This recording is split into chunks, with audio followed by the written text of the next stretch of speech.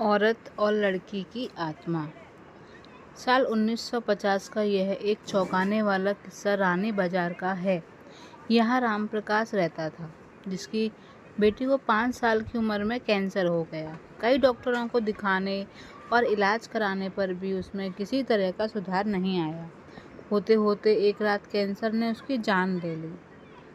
उस बच्ची की जान रात को करीब 1 बजे गई थी। उसी रात को पास के ही एक गांव की महिला मोहिनी को एक ट्रक ने टक्कर मार दी थी। मोहिनी के परिवार वालों ने पूरी विधि के साथ उसे अंतिम विदाई दी। अब बच्ची के परिवार वाले भी उसे दफनाने के लिए जंगल की तरफ निकले। जंगल जाते समय अचानक से उस लड़की के शरीर में हलचल हुई। सभी हैरान हो गए कि मृत लड़की का शरीर कैसे हिल रहा है। थोड़ी ही देर में लड़की जिंदा हो गई और उसके परिवार वाले खुशी खुशी उसे अपने साथ घर ले आए। किसी को इस बात की भनक नहीं थी कि उस लड़की के अंदर उसी रात ट्रक से टकराने वाली मोहिनी की आत्मा घुस गई थी। बच्ची जब से मौत से लौटकर आई थी, तब से ही उदास और चुपचाप एक कोने में बैठी रहती थी। एक दिन उसकी माँ ने उसे खुद अपने हाथों से खाना खिलाया और मामा के घर लेके जाने की बात कही।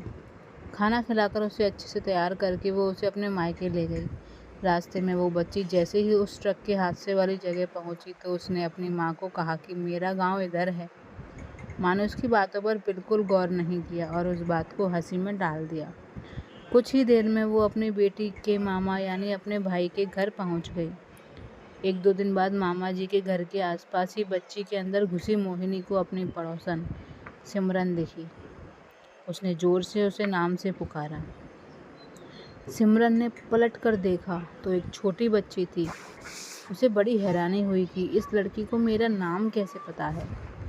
तभी मोहिनी ने अपने साथ बीती सारी बातें उसे बता दी। उसने कहा कि मेरे परिवार वालों ने मेरी मौत से ही पहले मुझे जला दिया था, इसलिए मेरी आत्मा भटक रही है। उसी दिन इसी लड़की की मौत भी हो गई थी, तो मैं इसके शरीर में घुस गई। सिमरन ने ये बात अपने गांव जाकर सबको बता दी। पूरे गांव वाले और उसके रिश्तेदार मोहिनी से मिलने के लिए उसी बच्ची के मामा के घर के पास पहुंच गए। उस लड़की के अंदर रह रही मोहिनी की आत्मा ने सबको एक एक करके पहचान लिया। कुछ देर बातें करने के बाद वो अपने परिवार वालों के साथ अपने घर चली गई। अब उस लड़की की माँ बच्ची को घर में न देखकर परेशान थी।